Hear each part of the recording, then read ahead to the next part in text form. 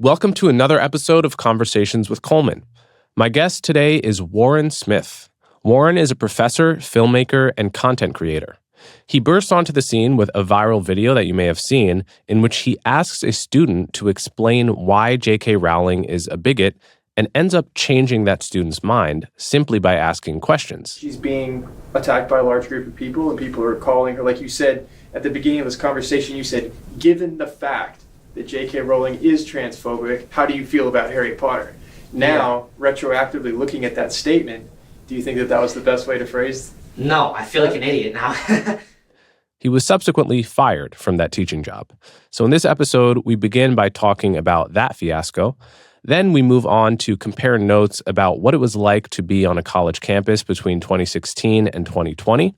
Warren was at Emerson at that time, and I was at Columbia, but our experiences confronting wokeness were remarkably similar. So it was fun to reminisce about some of those crazy stories. We also talk about Trump's attempts to bend the character of elite colleges to his will. And finally, we talk about what can actually be done to fix higher education. So without further ado, Warren Smith.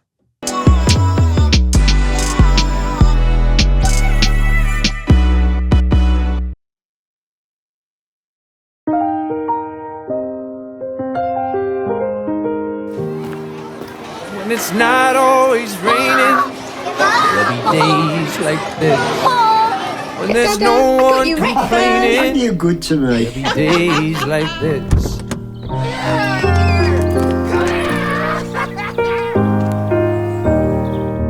My mama This told way is me way faster. there'll be days like this. All right, Warren Smith, thanks so much for coming on my show. Thanks for having me. So you're, like many people, I think I first encountered you in your J.K. Rowling video. This video, I think people will remember. You are basically doing a kind of Socratic dialogue with one of your students at the time who believed J.K. Rowling was transphobic, and you modeled the kind of perfect example of how a professor should lead you down a conversation like that. And it turned out this student really hadn't thought so deeply about whether Rowling was actually transphobic, and it was it went fairly viral, I think, because it stood out by contrast to the current online culture of just hurling insults without much deep thought. So I think it would be good for my audience to get a sense of like who were you at that time, and also what's your backstory? How did you get to be the kind of professor that engages that way, and then how did you get to be sort of putting this content on the internet? Sure. So I was teaching at a special ed school for students struggling with behavioral challenges. I still teach at Emerson College, one course a semester. But at the time, I was teaching full-time. Students that had been, the public school system couldn't handle them for whatever reason, so they would send them here. So I was working in kind of a therapeutic way, teaching multimedia content creation, video editing, photo editing, 3D printing. And so we would often be having conversations, and we were doing a newscast at a student. They'd requested a specific student. That student was feeling nervous, so I was like, let's just do a warm-up, kind of like what we're doing now. And I said, just, what do you want to talk about? And this student asked to talk about J.K. Rowling specifically, because I think he knew I was like a Harry Potter fan. Mm. And so we just hit record, and that's where that came from. And I had uploaded it to my teaching portfolio, I kind of would call it, which was my YouTube channel, which no one was really watching it, so I didn't think anyone would see it. And some people did see it, and someone pulled it and put it on X, where I did have an account. I wasn't really active on X, and that's where it kind of a bunch of people saw it. And a door kind of opened. You kind of reach a fork in the road at that point where it's like, you realize it's one of those moments. It's probably a once in a lifetime opportunity to try and make something of it. I make very little money as a teacher. Every 2 weeks, I would get a check for $1,400. So there was always this kind of looking for something, writing. My background was in filmmaking. I was always working on projects in some way to try and connect with an audience. So it was pretty interesting and to be in that position. And I'm genuinely a fan of the space. So I've been watching many of the people I've gotten to speak to at this point. I've been watching their content for years. And I never expected to actually get to talk to them, but I felt like the door was kind of cracked open and it was like, this is never going to happen again. So I'm going to try and make the most of this. So me and one other teacher set up this space where I am now. And once a week, we would just kind of record and try to see where it would take us. And that went for about 2 months, and then I got fired. So, and then, yeah, that's really how, and then I just went all in after getting fired. And so you got fired from the special ed school. Yeah. Can you talk about that? What was the reason for the firing and how did that go down? Yeah. I think it was primarily, there was a lot of people that were coming up to me in the hallway the next day after that went viral. They were like, how have you not been fired already? And I just kind of acted like it didn't happen. I didn't know what to do about it. There's no putting it back in the bottle. But that didn't work. Piers Morgan wanted to have me on. And I was in this mindset of like, am I going to go through the door or not? Just like, sure, I'll go on Piers Morgan. And it was just like a 15-minute one-on-one. And the next day after that, I think that kind of pissed them off. And because then then the principal was like, I don't know what to do about this. Like, I don't blame you for doing that and wanting to do this. He's like, this is beyond me. I don't blame you.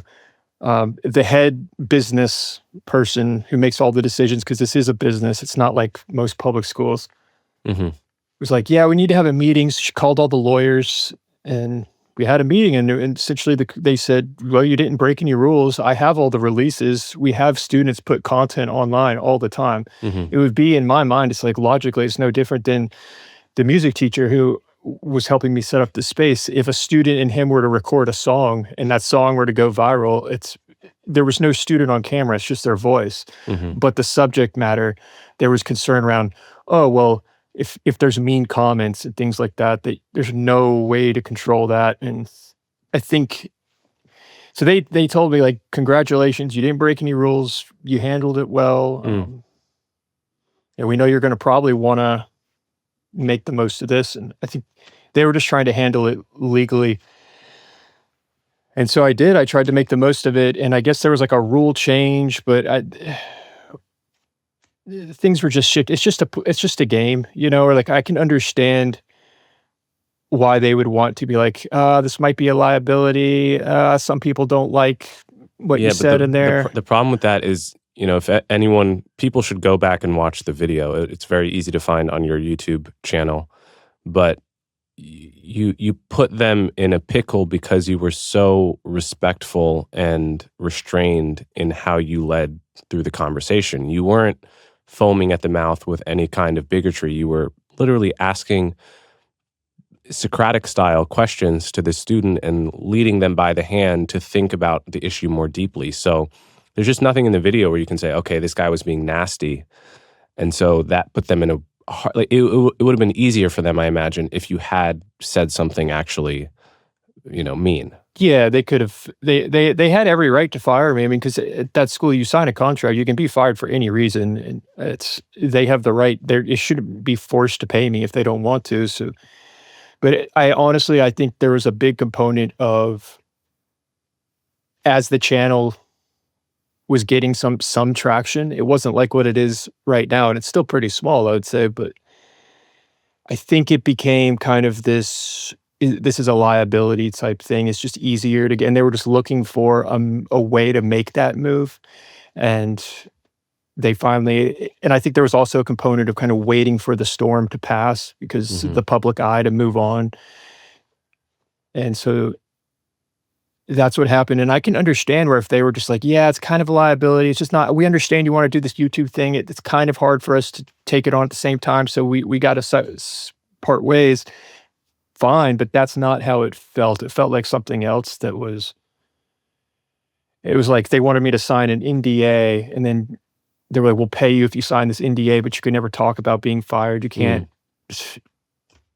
And I couldn't afford a lawyer, but I managed with, I don't know if you've spoken with Peter Boghossian before, but Yes, I have. yeah, he was the person he'd reached out to me, and he was kind of this voice of reason. He helped me find a lawyer, and there was this whole potential path that I could have gone down of like, yeah, you'll be able to do these podcasts if you sue the school and take legal action.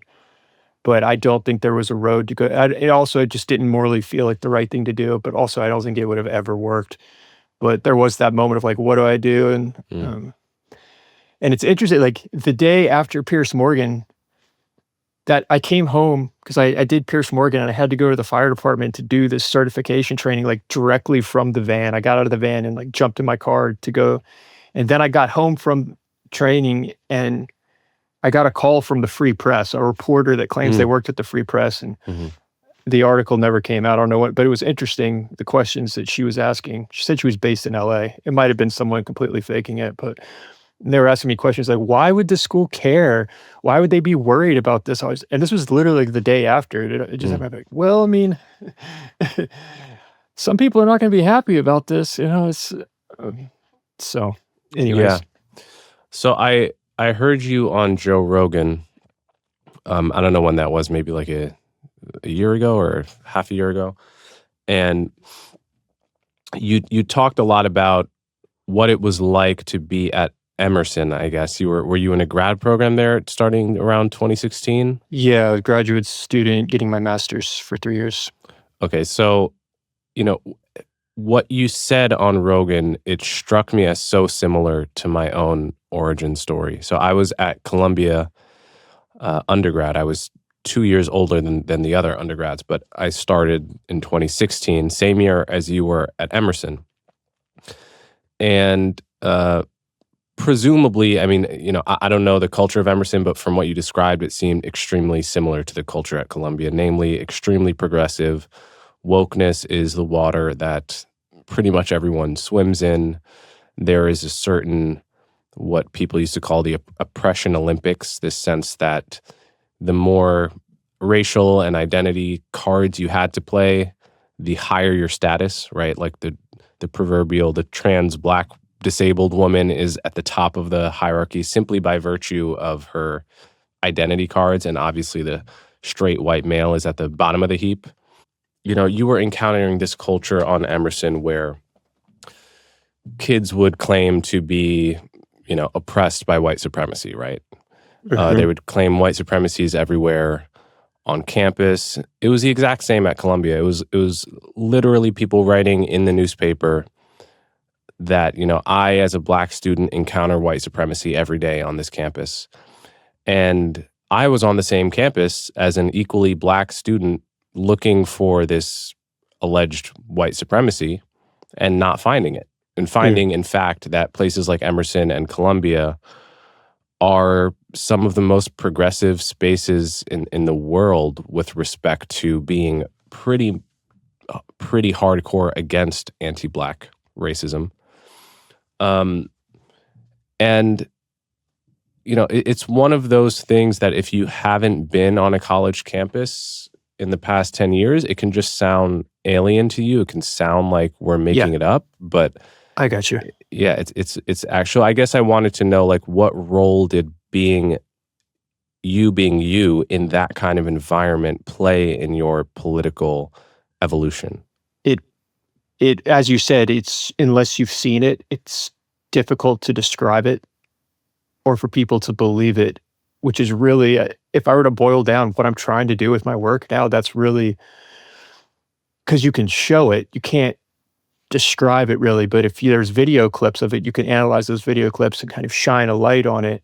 But that had everything to do with it. That, and then talking to people in my own life at home as well, they were still echoing the same ideas. So it was larger than just college campuses. It was mainstream thought at that point, I would describe. So that was weird too. Like Jordan Peterson kind of dropped on the scene, right? And that was, I remember, whoa, this is really interesting. And then trying to point that out to friends that I grew up with. Hey, have you seen this guy, Jordan Peterson, and I'd play 5 minutes of the Kathy Newman conversation, and they're literally recoiling from it. And I thought, that's really interesting. That's strange. But no, it's so bizarre. You have to see it to believe it, because Emerson College is not, it's definitely one of the most liberal. I can't imagine a campus being more liberal. I mean, but I haven't been on all the I can't compare them in that way, but it was extremely liberal. You've never been to Barnard then? No, I haven't been to Barnard, but Emerson is up there, man. I would guess. And yeah, they had students protesting that Emerson was too racist, and they had specific demands, and I saw the faculty kowtow in fear for their careers. And that was when I was trying to transition into teaching. I was doing a lot of TA work, and I was scheduled to start teaching my first class, not as a TA, but actually teach the course with undergrads. Yeah, and I remember one of the they had this Facebook group was the only shred of evidence they had, and they would just, I mean, there was things at Emerson like anonymous bias reporting. There's this Social Justice Center, literally called the Social Justice Center. They recently rebranded that to the Office of Equal Opportunity, which is interesting because they're starting to, it's still just kind of a charade, but they're switching up their lingo. And there was anonymous bias report. People were putting things on this Facebook group, and this teacher I had been TAing for, and she wanted me to teach her class, was one of the professors that had been something she said that someone didn't like. And I talked to Rogan. I think I told Joe Rogan about this briefly, but this student had not been coming to class or doing any work, and she was talking to me about this just before the protest. Like, yeah, so Warren, remember when you're teaching this class, don't let the students run all over you. Like, be fair, hold them to account. Then there's the protest. Right after it, she's like, yeah, Warren, remember that conversation I had? I was wrong. I forgot to take into account their lived experience and the fact that this student is Black. So I wasn't taking into account how difficult it is to be Black at Emerson. And that's why they weren't coming to class and didn't do any of their work. And so, yeah, I was wrong to say you should fail them. There's exceptions that can be made. And I remember that moment specifically. I remember where I was standing. So it was a strange culture. Yeah, I mean, what she's saying is that it's okay to lower your expectations for this student because of their race. And that's, the phrase for that is the bigotry of low expectations.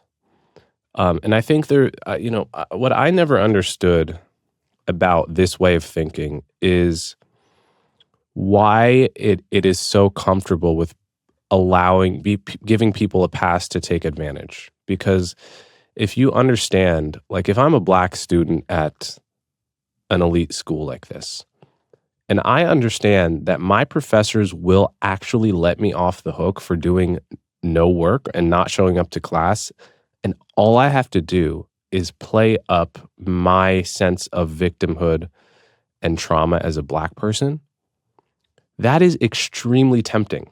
Like you are dangling, like my view about this is that human beings are mostly by default lazy.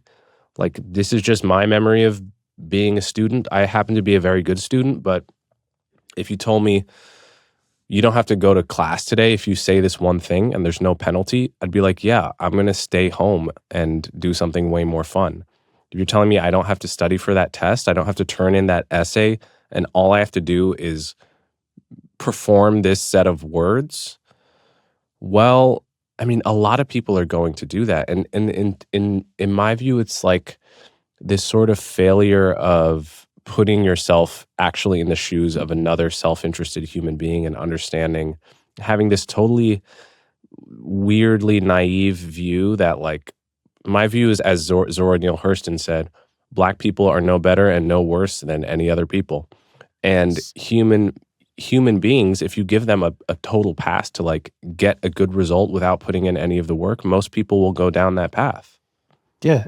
People are like water, but you're right. By and large, people are going to take the path of least resistance. It's easier to be foolish than to be wise. We see this throughout history. That's why it's easier to fall in line with these very appealing narratives. My theory is that we are narrative creatures. We make sense of the complexity of the world through stories. And when you're being sold this story that everyone around you is buying into, that and it feels good to be a victim, and the story tells you that you're a victim and that you're being oppressed in this, and it's all a power game, and the stakes are high and that's the core law of narrative, is that conflict drives story. You need the stakes to be high for a story to be successful. And those components all fall into, I would argue it is postmodern thinking, though most of these students would never be able to tell you what postmodernism is, but they're just echoing the story at that point, but we can trace the thinking back and see the components very clearly. And am I right that there was at Emerson, when you were there, something similar to Brett Weinstein's fiasco at Evergreen College, where white people were expected to be silent for some period of time? Yeah, so the day after the protest, I was taking a pedagogy course taught by the dean of undergrad, this undergrad student body. So it was a great opportunity, great class. Met once a week. It was a 4-hour class. And we were joined that night by the head of the Social Justice Center. And there was also the Office of Diversity, Equity, and Inclusion, which they have since changed the name. And I remember it because I'd never met them before, and they were sitting there. There was probably 10 students in this room. And the whole point of the class, pedagogy, the philosophy of teaching, the art of techniques for teaching. And the entire 4 hours were spent addressing the crisis on campus around racism, because the protest had just happened. So they devoted the time to allowing the students to voice their grievances so that we could remedy them. But when I spoke up, I asked, the only thing I said, what can I do? Because at that point, I was new to all this too. I've thought, geez, there must be a problem here. What can I do? I remember feeling like, to this one guy he was talking, I was like, I had no idea you felt that way. That every time you come to class, you feel essentially victimized in a sense. What can I do as a white person, right? And the response I got was just don't talk, secede your space, give your space to everyone else, and just for the next 4 hours, just listen.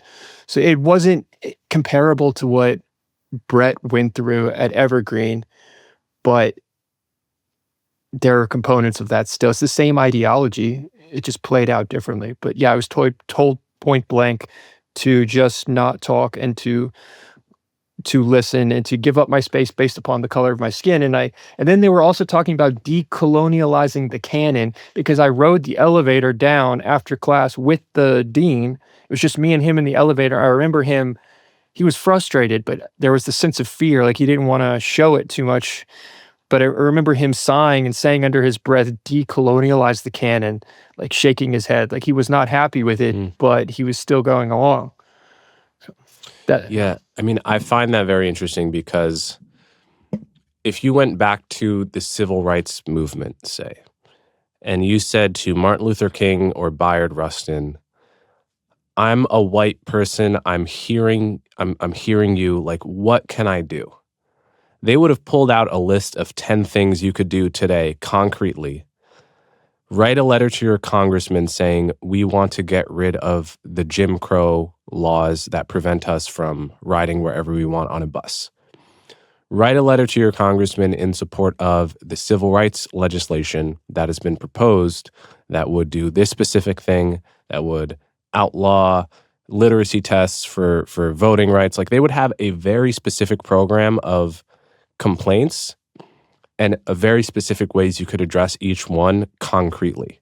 And they did that because the oppression they faced was actually real and rooted in legal boundaries that circumscribed their life and could, in principle and in practice, be changed. But if you go to these activists at Emerson or any similar college and you say, okay, I'm hearing your pain, what can I do?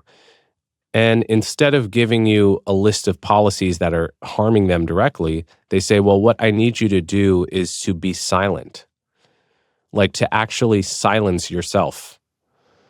Well, because they're claiming that my racism is subconscious. So it's coming through microaggressions. So there's no need for real objective evidence. They would argue that it's no less real. The oppression is no less real. It's just systemic. So yes, there are not laws in place that I can point to, like the busing laws, but that doesn't mean that the dynamics are no less real. I disagree with that, but that's the argument that you're gonna face. And once it becomes subconscious, I'm not even. So you're telling me, and this is the argument that's made, you're telling me that I'm so deeply racist that I can't even see my own racism. So I don't even know when I'm being racist. That therefore the need for evidence goes out the window. It's a very effective, but they genuinely believe it, though it is also convenient because it's not impossible, but because it's not built on logic. Yeah. I think, I've always felt that part of what is going on in those cases this is specifically at elite universities, a place like Emerson or Columbia, is that some of the Black kids there and Hispanic kids, some of them feel genuinely socially alienated from their environment. And there could be many reasons for that. So one reason could be if you are an affirmative action admit.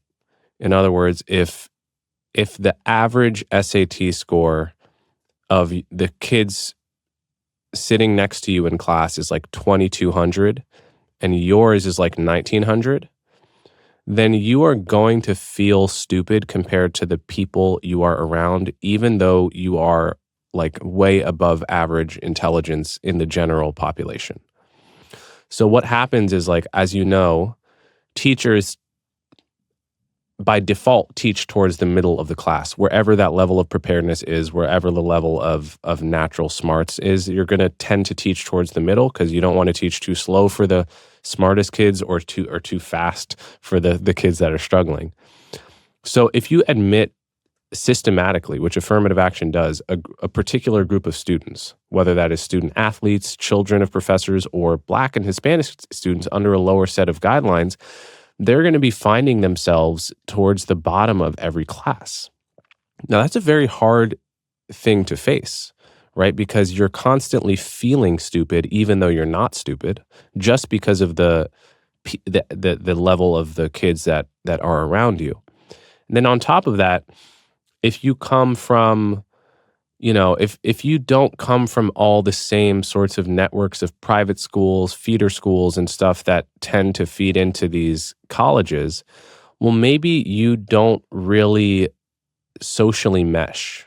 Like maybe you really would like to get into that like sorority, but they don't really like you for some reason. And it's not because you're Black, but it is correlated with like, the Black girls aren't going to get invited to that sorority, not because they're Black again, but it's like it can feel that way if you're from a kind of a socially and culturally different part of the country than most of the kids around you. That's what it is to come from a minority culture, right? Like by definition, you're not being represented as often. You're not seeing yourself in the mainstream culture.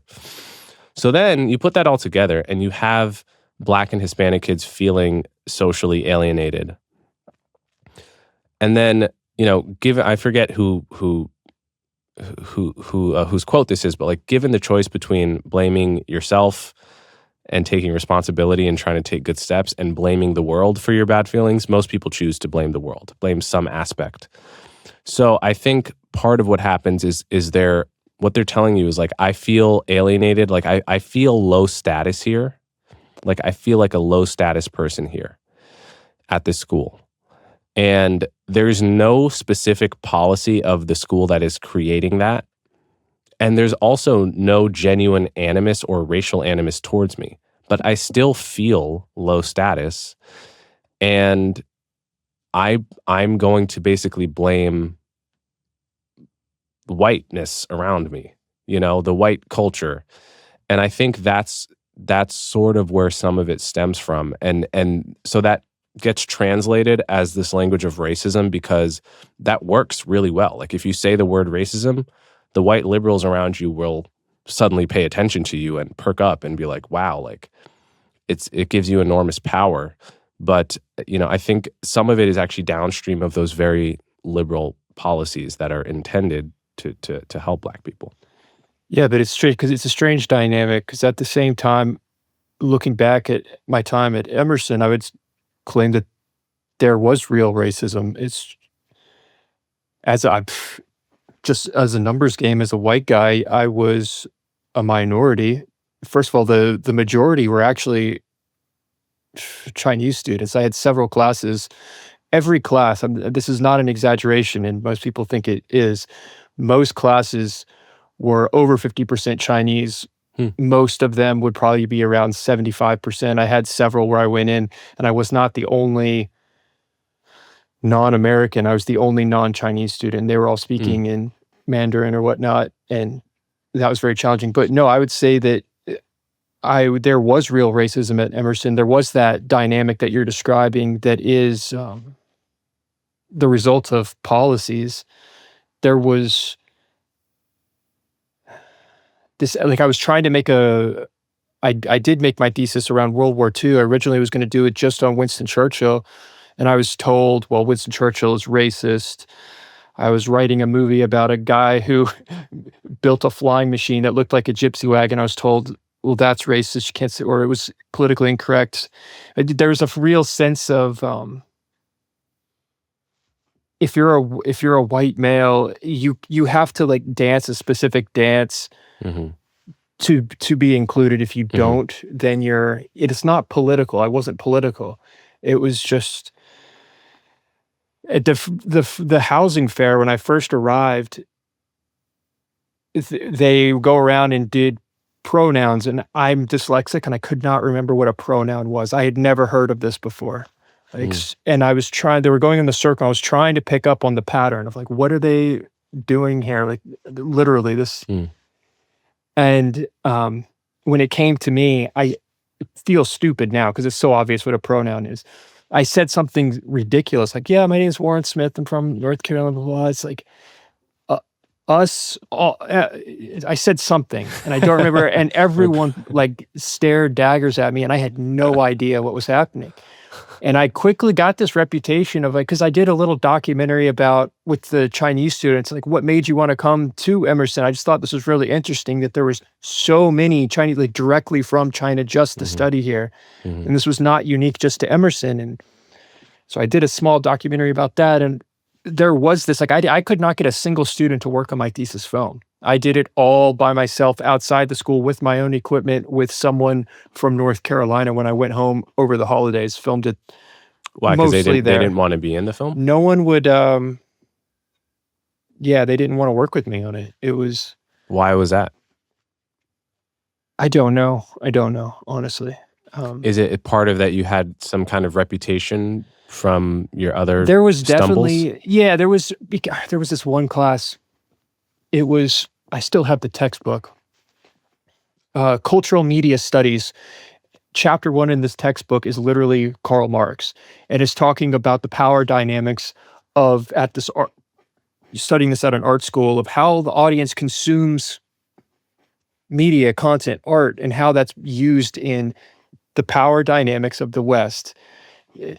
Chapter 1, Karl Marx. And we were talking one day about, can we control the internet? And 80% of the students are Chinese in the class, 15 students. And I remember I said, that's really interesting. Well, I'm not sure that the government can control the internet. I'm not sure that would work in America. We can ask, like, what do you guys think? How's it working out in China? And the professor goes, whoa, whoa, whoa, whoa, whoa. Can't say that. And like literally stopped it right there. I thought, what are we doing? This is a graduate level class talking about this topic, but we can't talk about that. Someone told me, Warren, you were born in the wrong century. I feel like I don't know why. Because of that comment? Not because of that comment. It But might have been something- because of my yeah. interest in Winston Churchill, who Oh, I was, see. I was told point blank by people that my approach to Winston Churchill was flawed because he was Mhm. racist and represented, he's one of the figures that is the great villain of the white male, you know, the colonial apparatus. Mhm. So I don't, and it's been so many years. This was 16, 17, 17, 18, 19, and graduated in 2019. Mhm. But those are just some examples that popped to my mind. Yeah. Yeah, I mean, I have we've had very similar experiences. I mean, it's in some way that the attacks on me were a little different because I'm Black and Hispanic, obviously. So no one was calling me a straight white male, and I was under no pressure to condemn my own identity. Like you mentioned, that there is a way to get within their good graces if you're a white guy, but what you have to do is like put down white guys. You have to be like, you have to Yeah. be very like I'm guilty. disparaging yeah. towards yourself as your ticket in the door, and accept a certain level of subordinated status, which is a really unnatural thing to do. And so I always felt I respected more the white people that didn't do that, because in order to, if you do that, what you're basically saying is that you are so desperate to be liked that you're willing to just accept blanket discrimination against your identity as the price of entry into this room of like being liked. And I always thought there was something really disgusting about people that did that. Like, if you really believe all this stuff, it's like, okay, you're a true believer, and then you could actually have an interesting conversation. But if it's clear you're doing it as just the method of being liked in this particular and weird environment you find yourself in, I found that to be very off-putting, and I respected more the people that were like, no, I'm not doing that. Why would I ask anyone of any race, from anywhere in the world, to say the price of entry into this social club is you've got to condemn yourself first on the basis of your race? Like, it's there's something really sick about it. And so that was all around at Columbia too when I was there. I'm curious if you pay much attention to what President Trump has been doing vis-a-vis Harvard and Columbia and other schools in order to try to pressure these schools to reverse all this stuff. Do you pay much attention to that, and do you have an opinion on it? Yeah, I mean, I'm not enough to be able to, I can share my thoughts on it. I have real concerns around taxpayer money going to these universities.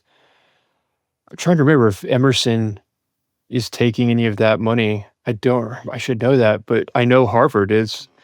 And the justification you're going to get if you debate this is, well, they're conducting important research.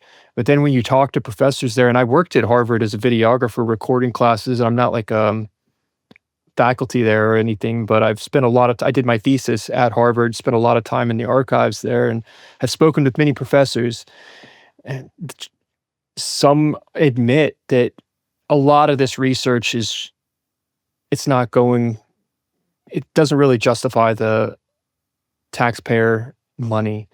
And I agree that if there's actual, and what I would argue that you would see actual racism, it's just the opposite of what they think it is. Like, if you're telling people that your value and your ability to get grants for films, or for example, if your race is playing a role in that, if you're implementing equity, it's just illogical. And I think you could make a very strong case that you should not be getting taxpayer money.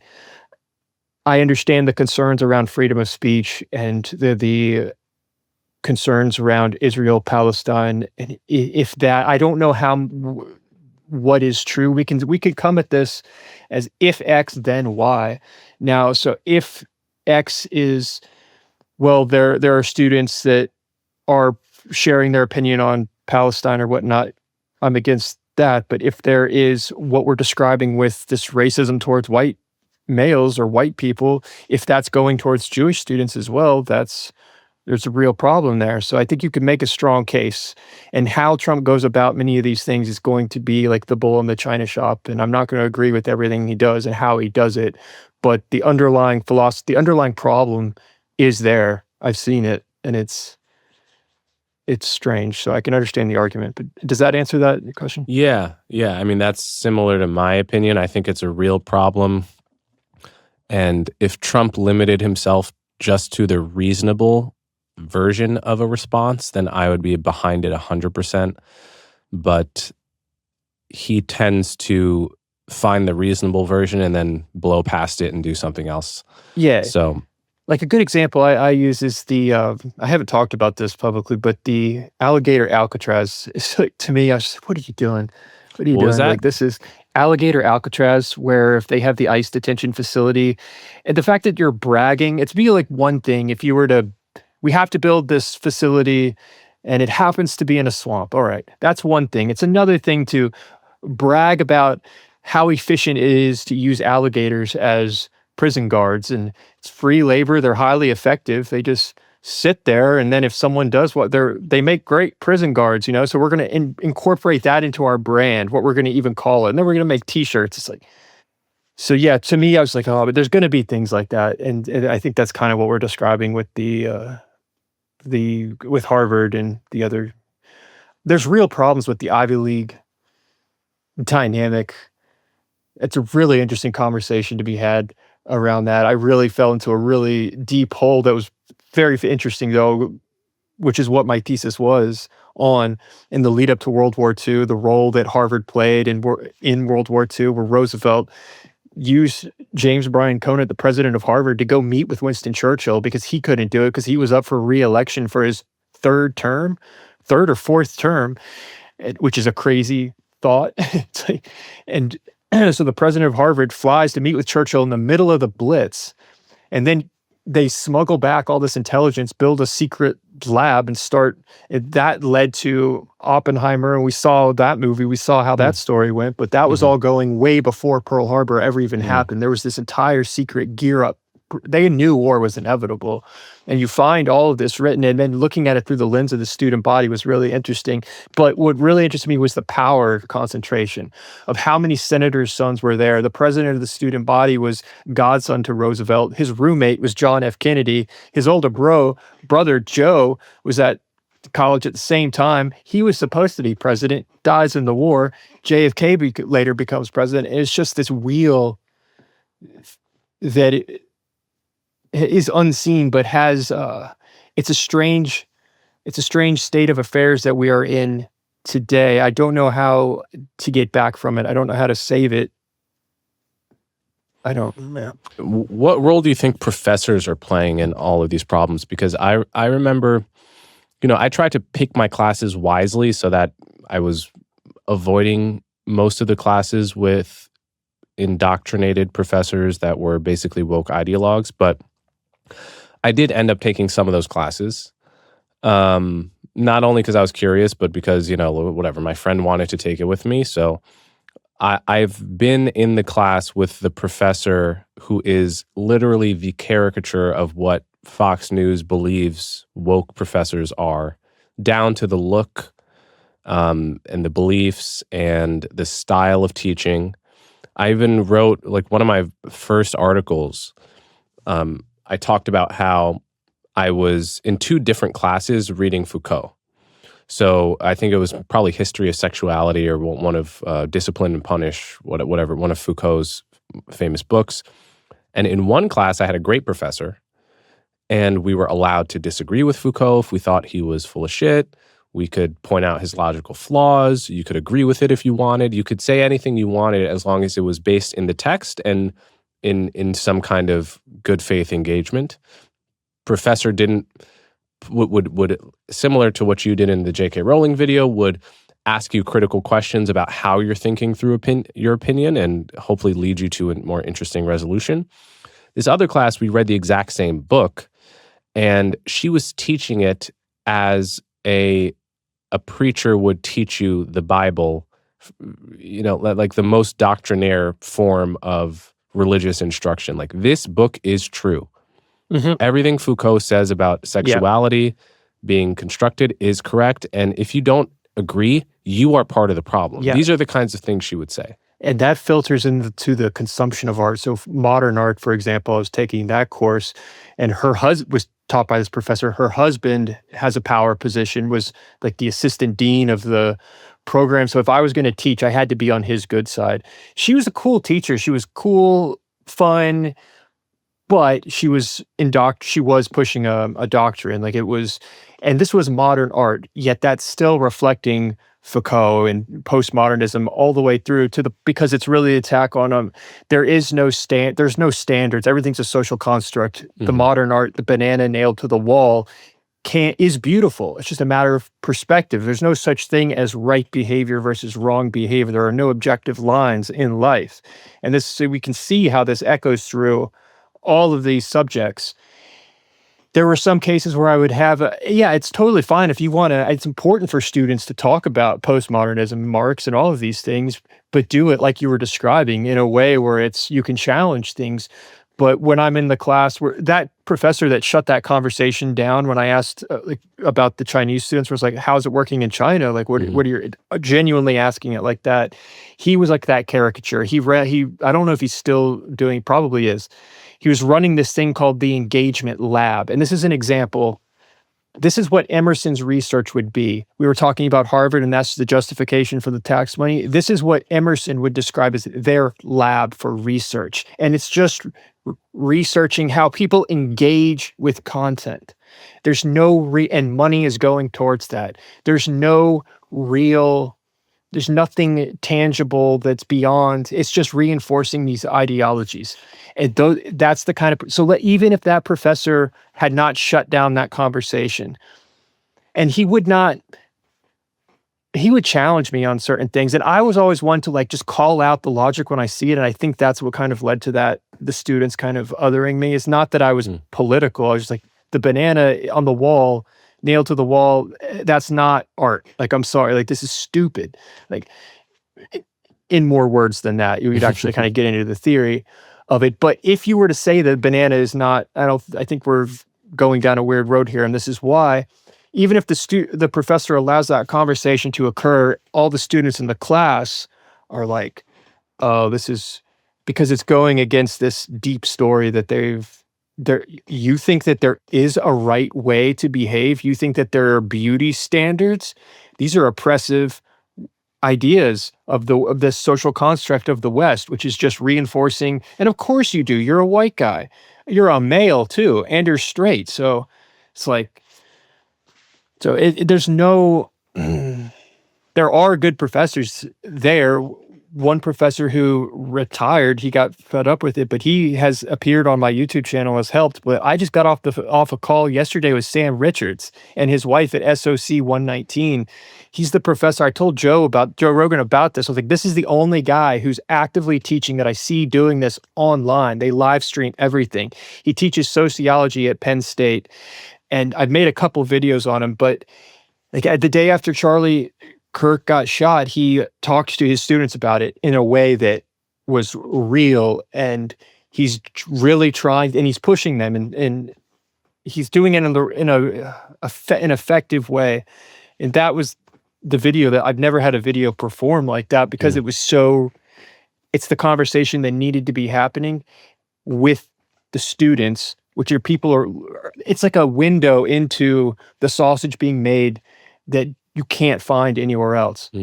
And the whole theme of the call was like, how do we keep this from getting shut down? His wife was like, I don't know how the college is even letting Sam do this for all these years. She's like, I'm amazed that, because it's the same philosophy that got me shut down, because it's a liability, and there's potential for bad comments and things like that. It's just easier for the college to say, no, we're not going to allow you to live stream this.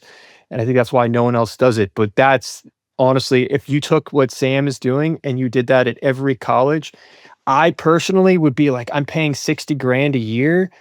I don't want to, it feels like a waste of money for me to be, but a lot of those students need to be challenged on these topics. And I think a lot of them are taking it because it's just, they view it as an easy grade. Mhm. But when you watch the videos, he's there now and then he really does do something important.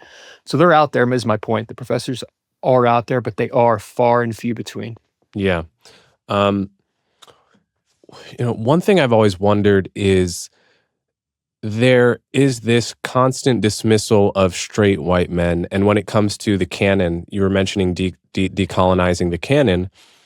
And this is a debate we had every single year at Columbia. We have we're sort of famous for having the what we call the core curriculum, which is one of the school, like the central selling points of the school relative to the competitors like Harvard and Princeton and Yale, is that Columbia has had the same core curriculum roughly for, 200 years. Like, we're reading the same people that whoever went to Columbia 100 years ago read, and that puts you in part of a tradition.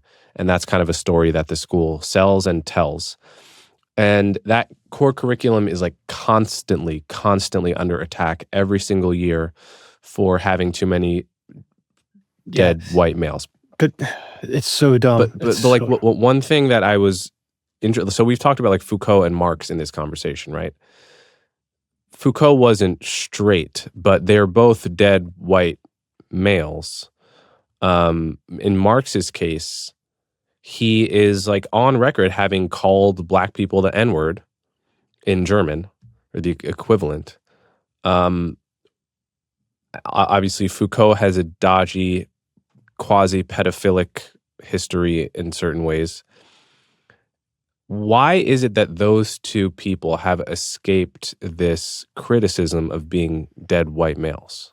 Because their defenders claim they're misunderstood and that we are not accurately representing the vast complexity of their ideas. And it's a tactic that's often used. You overcomplicate to obfuscate. You just put so much out there. There's a number of YouTube channels that are defenders of these ideas, and they love to attack Jordan Peterson, and the common attack is always he's not accurately representing these ideas. My favorite video I've ever made was looking at Joe Rogan talking to a postmodern professor, a professor who specializes in postmodernism, so that it removes that tactic from the table, because you're hearing the words come directly out of this person's mouth. So I'm not really critiquing Foucault or Marx. It's like he's literally claiming that morality and ethics are superstition. Everything ultimately, because we don't have absolute knowledge, and knowledge is going to change. We're going to gain new knowledge. Therefore, there's no such thing as knowledge. And we've seen where this goes, that he's literally in the same video, he's claiming that, male, female, they're social constructs. Penis is just a word. Therefore, you can't make it up. And that's why it does well. It did well because of that. But that's why that video meant so much to me, because it's so important. It really goes to the heart of everything. I've done two on that professor. One is him debating, I'm forgetting the other professor's name. I'm sure you've seen his work. He's talking to Peterson a number of times. It's just the same tactic. It's the same problem of why it's so difficult to challenge postmodernism, because people's eyes glaze over, because it can be so difficult to wrestle with, because everything's malleable. There's no objective truth. So when you're talking to someone like that, it feels like it can just go anywhere. It feels like and you're not standing on a foundation. I describe it in the most simple form as postmodernism claims that there is no such thing as objective truth, that objective truth exists. We're constantly trying to map onto it and reach it. We're trying to understand it, and that's what we describe as knowledge. And yes, that's going to grow, and that's why what you said is so important about the canon. We can trace back the first century, all the way to the first century, how that map of the fabric of reality has expanded and expanded. And then postmodernism comes in and just completely upends that. It claims that There's no, even if we can, it's true, we cannot articulate, we don't fully understand objective truth. That doesn't mean that it doesn't exist. Right. Have you heard of Thomas Nagel's book, The Last Word? No. So yeah, this philosopher Thomas Nagel, who's fantastic, he has a short book called The Last Word, and it is a masterful refutation of postmodernism. One point he makes is, if you're going to argue there is no objective truth, that you're open to the question, well, is that itself an objective truth, right? Yeah, it's and paradox. So he's not the only one to make this point, but it's postmodernism actually refutes itself. It is an incoherent philosophy. Yeah, and they would counter that by claiming, no, I'm not claiming an absolute truth claim. Okay, then why should I take it seriously, right? Right. I'm just saying that all of our understanding is flawed in some way. And it's true that language is a social construct. Literally, it's created by human beings. Their words are tools. Every Italian is different. An Italian came from somewhere. But they take that to the next level. It's like, therefore, all words are malleable, but words are because words are the tools, that's why they're important, because that is how we map onto reality. We see where this is going today. We've seen the consequence of this. It's the source of endless debate because, well, we can just change what that word means.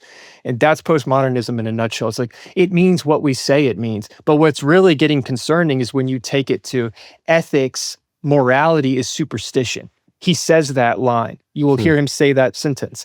And that echoes directly to what we're seeing today in the response with Charlie Kirk's death, where it's just a matter of perspective. Yeah, like people celebrating his death. People at Emerson were throwing parties celebrating this. And that's the sentiment on campus. It's not like I'm going out and cherry picking cases. It's like, that's the mainstream majority thought at my college. And I claim that's objectively, I can say that's objectively wrong behavior, and this is why. Even if we can't quite articulate it, I believe that we can feel it. There's something ingrained within us that echoes, that mirrors that fabric of reality, but that's kind of a spiritual idea, and postmodernism is like absolutely not having that. So I think we're in a real state of affairs today. I remember one of my favorite posts from Scott Alexander, who was a great writer. He used to go by Slate Star Codex. Now I think he goes by Astral Star Codex. He has one of the best blogs on the internet, in my opinion. I remember a long time ago, he had this post where he made the very simple observation that when Osama bin Laden was killed, whenever that was at the end of Obama's first term, the thing that liberals and progressives said was essentially, look, no one should celebrate a death. Like, obviously, Osama bin Laden was a terrible guy and a mass murderer, but we shouldn't be so glib and we should never be celebrating anyone dying, right? Mm-hmm. Even if it's a bad person. Mm-hmm. And then shortly after that, Margaret Thatcher died. And all the same people were like dancing around singing Ding Dong, the Witch is Dead, Mm-hmm. And he made this point because it was such an obvious example of how partisanship blinds you to simple principles. Like, either it's true that we should never celebrate someone getting killed or it isn't. And you should be consistent with that principle. Now, my view on this is like, I condemned Charlie Kirk's death in the strongest possible terms. And I guarantee you, if the left-wing equivalent of Charlie Kirk was assassinated tomorrow, I would say the same exact thing. I would not mince words about it, because I really do try to the best of my ability, not be sucked in by the vacuum of partisanship and actually think first about what my principles are and then try to apply them in a nonpartisan way. Now, I'm sure that I'm not perfect in that, but I make an effort, at least, and I think it's very important to make that effort. Yeah, what's really been disturbing to me, beyond obviously celebrating his death is wrong, but it's disturbing to me, the people that don't celebrate it and they're like, no, political violence is bad. Of course, this is really the dominant sentiment, because most people aren't stupid enough to openly admit that they would celebrate it, but many people will say it was bad that it happened. What's your main concern? Well, my main concern is that someone will come along and pick up his mantle and carry on his ideas. What's really bothering me are people that are what I think you could make a logical case they're blatantly lying about many things that he has said. And most people, because they're viewing it through the partisan lens, they don't take the time to really delve into the logic of what he's saying around black pilots. Like, that's blatantly racist, they claim. And it's just like, it's really frustrating because it really bothers me when people are like misrepresenting what is. And it goes back to the idea of it's all just a matter of perspective. So I've been trying to kind of like shine a light on that. But like my immediate response when it happened, my brother called me and he was like, yeah, this is the response of most people, I think. It was like, this is not left versus right. This is like good versus evil. But then I'm like, wait a minute. That's the exact sentiment that caused someone to shoot him. They thought they were genuinely fighting evil. We have to be very careful about that. But that doesn't mean evil doesn't exist. Like a really good question for a postmodernist is evil a social construct? And see how they respond to it. Because I think the capacity lives within all of us. It's ingrained within that fabric of reality. No, but I think Steven Pinker has made a similar point that let's imagine that you have a politics of anti-racism, very progressive, very left-wing. Core to your politics are going to be certain objective truth claims, like slavery was a real thing and slavery was bad and the slaves weren't happy. That's just one example, right? If those are your politics, you're not going to want slavery is bad to just be an opinion. It has to be a fact. It has to be a fact that you can demonstrate, right? And so it even refutes the political instincts that people on the left have if they say there are no objective truths, because there's got to be objective truths even for your own politics to be persuasive to anybody. The Holocaust really happened. That's not an opinion. That's an objective truth that can be demonstrated. And so all of these political projects rest on top of claims about objective truth that are like the engines of the emotionality of that project. And so you can't actually, even just in their own self-interest, they should not want to get rid of objective truth. I mean, I just let me tell you one other story that it just came back to me when you were talking earlier. I remember in college being in this class called Philosophy of Feminism, and this is the class where we were reading Foucault, and it was the professor that was teaching it as gospel. And obviously, this professor believed that gender is a social construct. We were reading Judith Butler, I think Thomas LaCour, all these people. And keep in mind, like, I am absolutely terrified to speak my mind in this class. Like, fucking mortified. Nobody ever challenges the professor in this class. Nobody challenges the texts we're reading. Nobody says, I disagree, because it is literally just like everyone is just silently nodding along and suppressing whatever critical thoughts that they had, because this professor is just so intimidating, right? So for some reason, I got the nerve to like make a comment at one point, because I don't know, I guess I had enough of sitting through all of this without ever being able to have an interesting discussion. But I was very clever, so I tried to figure out, like, how could I possibly make a point about gender being real that a woman like her might possibly accept? So instead of citing all the research on biological gender differences in humans, instead of saying that all of our closest animal cousins, including chimpanzees, have obvious behavioral differences between the genders that can't be a social construct because they're chimps, they don't have culture really, they only have their hard wiring. All that stuff I knew she would like dismiss as bullshit and sexist bullshit meant to uphold a blah blah blah. So my idea was, okay, what if I just cite the fact that when transgender people begin hormonal interventions, like when a natal female begins taking testosterone, their lived experience is often that their psychology and their emotions change. They find themselves getting angry a little bit more quickly, for instance. They find themselves being a little bit more irritable. They find themselves being a little bit more aggressive, being a little bit more assertive, right? And so my idea was, what if trans people are reporting as their lived experience that when they start taking testosterone, it starts affecting their emotions and their personality, why would it then not be true that the half of the human race that naturally has those hormones more won't exhibit similar differences from the other half, right? And I thought this was very clever because the argument is resting on the lived and reported experiences of transgender people, which in her worldview, she has to take seriously, right? What'd she say? She had some kind of hand-waving response where she was like, and I framed it, I was careful to frame it as, what would Foucault say to someone who said this?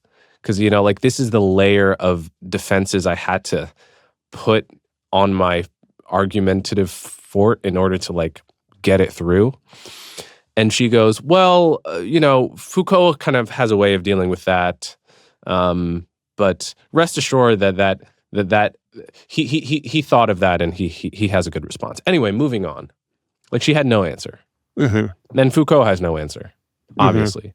But I tell that story only to say that I'm like, as far as human beings go, I'm a little bit more of a speak my mind person, obviously.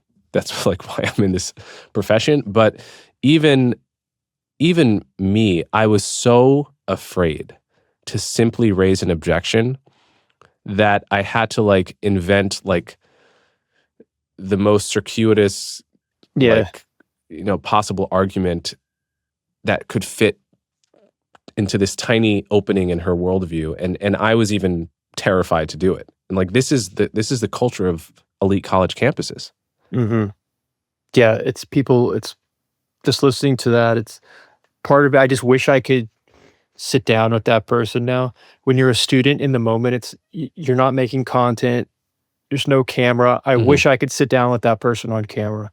If people don't, they're going to listen to that, think they don't understand that it's real and how many people there are that there's no way to. The fact that you're right, they don't respond. They just hand wave it away. Someone asked me just the other day, why is it that people constantly just shut down the conversation with various forms? And that's really why, because it's not built. I think that's why it's not built on logic. That's all they can do is do some form of hand waving, say, well, she thought about it, or he thought about it, Foucault thought about it. It's like, Yeah. So before I let you go, I want to get your thoughts on sort of how we fix this, because it's a big problem. Trump has his approach to fixing it, which we both agree is like a bull in a china shop. And in any event, Trump will only be around for 3 more years, and if history is any guide, he'll probably be replaced by a Democrat, because Americans, we always vote for the opposite of whatever we just had. So there's kind of a debate between people in my world who all agree about the problem. That debate is, do we try to fix the institutions that we have, or do we just say, screw it, they're gone. That ship has sailed. We have to create new ones. And to be clear, you can do both at the same time. But I have taught at University of Austin in Texas, the new university started by Joe Lonsdale, Barry Weiss, among other, Neil Ferguson. And what they're trying to do there, very successfully, in my view, is build a new kind of college that basically puts the healthy software into its DNA right from the start. So I taught a course there about called The Legacy of Slavery for 3 months. And, the course was literally, we're going to read half what liberals have to say about the legacy of slavery and half what conservatives have to say about the legacy of slavery. And I'm going to try to pick the highest quality on both ends. And we're going to talk about it. And you're allowed to agree with anyone. You're allowed to disagree. And I'm I have my own opinions, but mostly I'm going to try to be leading you by the hand into the best version of your own opinion, whatever that is. And so it's an example of like starting a new institution. There's always a worry, a concern with that like, it's hard to start stuff from scratch, and it can feel fake until it feels real. Whereas these institutions that have been around for 300 years they just have a certain level of credibility in the bank, no matter how much they mess that up. So that's all to say, what do you think people who care about this issue should do? Work within the system or try to create new alternatives? Yeah, so that's the solution for the dynamics in the classroom is what you just described. And that's what people like Sam Richards are doing. And honestly, I don't think it's that difficult to return to that. But there's other problems at play. I think it's a real problem that student loans are issued at the rate that they're issued. There's clear incentive structure. There's nothing else that you can apply for in that way, and you'll just be given the money like that. It creates this vicious cycle that, yes, in these places are businesses. Then we bring in the tax issue that we discussed earlier. I don't think many people realize just how old colleges in America are, though, and I don't want to lose that because it's similar to I don't want to for the same reason I don't want to throw out the canon or decolonialize or decolonize the canon. I mean, Harvard is older than America. The first universities were established in year 1000 AD, and it's Oxford, Cambridge, a little bit after that, but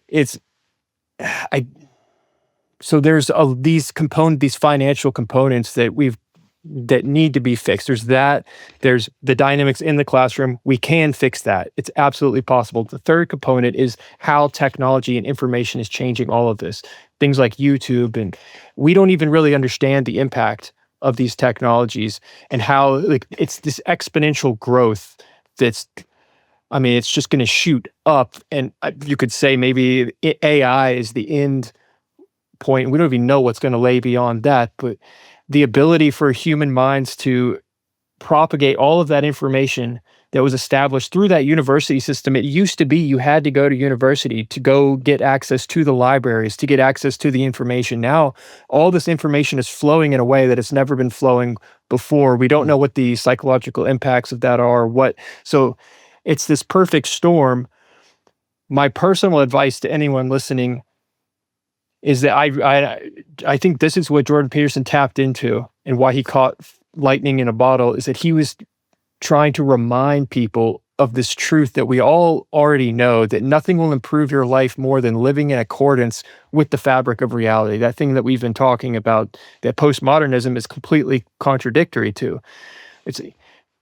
Imagine two boats. One boat is sailing in accordance with the tides, the winds, the fabric of what is. And then you have a boat that's like, there's no such thing as currents and wind. And we can strap an outboard motor on this thing and just force our way through on this. It's like, which boat do you think is going to get where it needs to go more efficiently and faster? So be that boat, right? And that is what the universities need to return to. It needs to, the entire canon, it seems that's what it originally was in the pursuit of. It was all in the pursuit of how to live in accordance with what actually is, and how do we increase our map of knowledge, our map onto what actually is. And it's just absolutely contradictory to this incredibly persuasive narrative that is far more saturated than most people realize, unless you have seen it, which is really the big takeaway from our entire conversation, I think. All right. Thank you, Warren Smith. Can you tell people where they can follow your work? Yeah, it's just on YouTube, Warren Smith, Secret Scholar Society, but I'm also on X at WT Smith 17. But yeah. All right. Thank you, Warren. Thanks for taking the time. This was cool.